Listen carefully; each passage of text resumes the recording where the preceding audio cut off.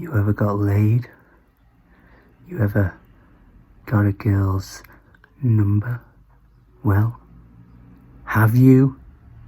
'Cause if not, your topster means shit.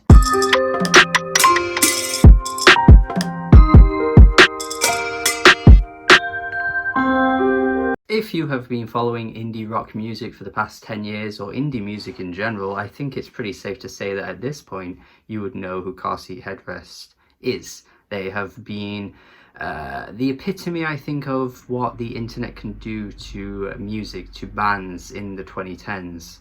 And hopefully going beyond the 2010s too. This isn't necessarily something I'm hoping to be the future of music, but I would definitely like to think that this is going to continue for many bands in the future from now on, just being this lo-fi indie musician then suddenly breaking through and getting, you know, a record deal and then performing at, like, you know, huge venues. Like, that's the dream, and that's what you want to see for musicians, especially as talented as Car Seat Headrest. And it seems as though that this new album seems to be following the footsteps of many rock bands that came before Car Seat Headrest. You start out as a rock band, later on in your career you dabble into electronics, you try some new things, you add some synthesizers out of nowhere on your tracks.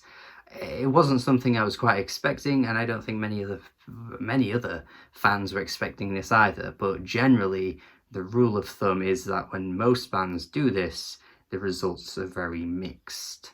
As you can probably sense from my tone, yes, this is another album that follows this pattern and gives us mixed results. This is going to be seen as one of their weakest albums, I think, by many of their fans. Now, I did mention this on Twitter recently for anyone that follows me, that I don't actually think some of their earlier albums are that strong. They have this really awkward feel to them. They're obviously incredibly lo-fi, and that's not to say that all albums in that style, all lo-fi music releases are inherently bad, but I just think the way that things were tidied up later on, just as we saw with the 2018 version of Twin Fantasy, like, the results were completely different.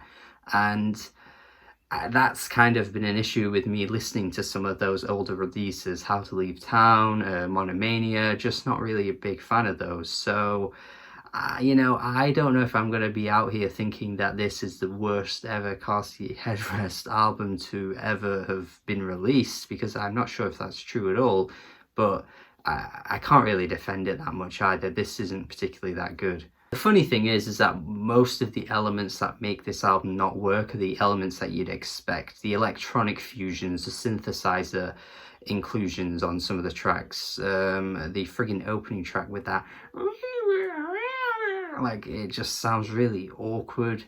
It doesn't fit at all, and then once you escape that part in the second half of the song, I think it ends up being a pretty solid tune. This album, to some degree, does remind me in places of The New Abnormal from The Strokes, where they, you know, The Strokes have actually been doing this for years, but where there were some moments where it seemed as though the band were playing completely to their strengths and they nailed what they were trying to go for, and then there were other moments that didn't work anywhere near as well. And I just feel as though that this album here just represents some of those moments that didn't work as well, quite nicely, actually. And it's funny as well, because I do feel like Martin is a track that the Strokes would actually write at their best, because it's just got that little guitar melody that it carries the song, the little shuffling drums that you often hear in a Strokes track as well. The chorus pops really nicely. It does sound like something you would hear on some Strokes album, which is kind of cool, but again, you then have these other tracks that just have these clashing moments that just reek. The word I can only use here is reek. Him? Come on. This has got to be one of their worst songs ever, isn't it? Like, is anyone going to disagree with me on that? This fucking instrumental is horrendous, and then the way that they like try and like chop his vocals as well, and the way they're layered into the mix, oof, just nothing here works at all. Like, I don't even think that, you know, in a few years we'll look back on this and think, oh, actually it was better than we realized. Nah, this just isn't gonna ever age well. Deadlines, that comes later on the album, the thoughtful track that I'm talking about here.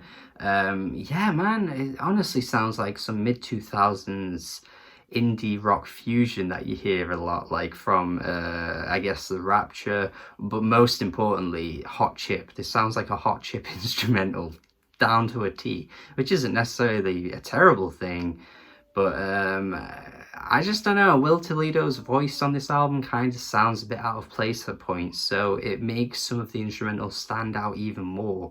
I think maybe if they carried on trying this sound, maybe they'd nail it eventually. But yeah, this definitely feels like an album where they're just experimenting with as much as they can to just try and see what works. And I just don't think much of it does work. It does in some way make me want to feel more appreciative of what they're doing here, because I think it is quite brave and bold to do this, although the fan response likely won't be very strong, so it might not encourage them to try going in this direction anymore in the future. So like, it's difficult really to pinpoint how to react to this album, because at least they're trying something new. They just didn't give us the same old, but I don't know, I think playing to your strengths sometimes is just the best way to go forward. You know, Life Worth Missing is solid. It's a nice little tune. Similarly to Martin, it feels like, again, they're playing to what they're good at.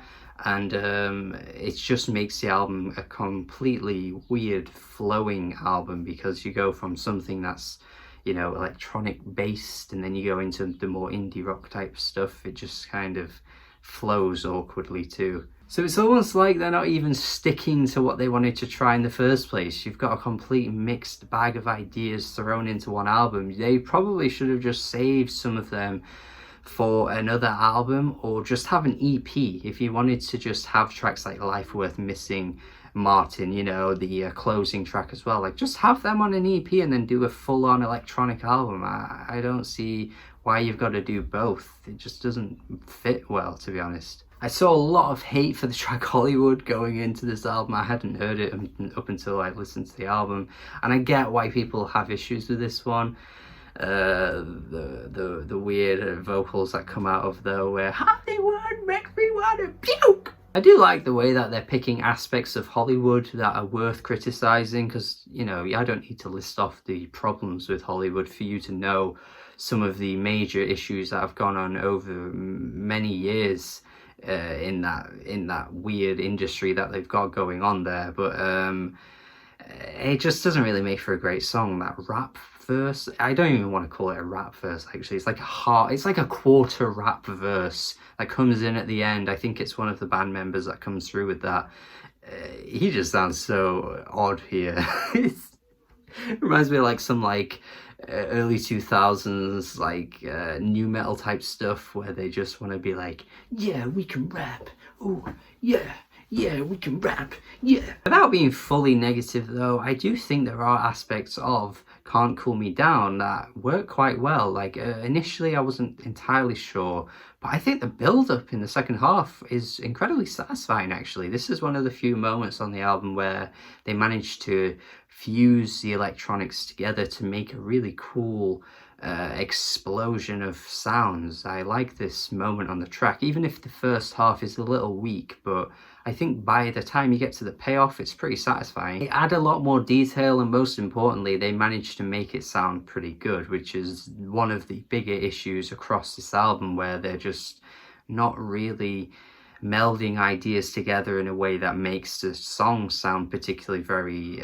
pleasing on the ears. You know what, I think overall it doesn't end up being a bad album. Like, there are little moments that break out and make me go, yeah, this is working well, and then for every one of those there's something that just doesn't go well at all. So I think when you kind of average everything out, there are aspects of the album that are quite decent, but it's still far from the best they've come out with. Even the best tracks on this album, like Are they really close to some of the best moments on Teens of Denial, Twin Fantasy, some of their earlier projects, which people love a lot more than I do? So like, yeah, if you just thought about those best songs that they've ever put out there, are any of these close to that?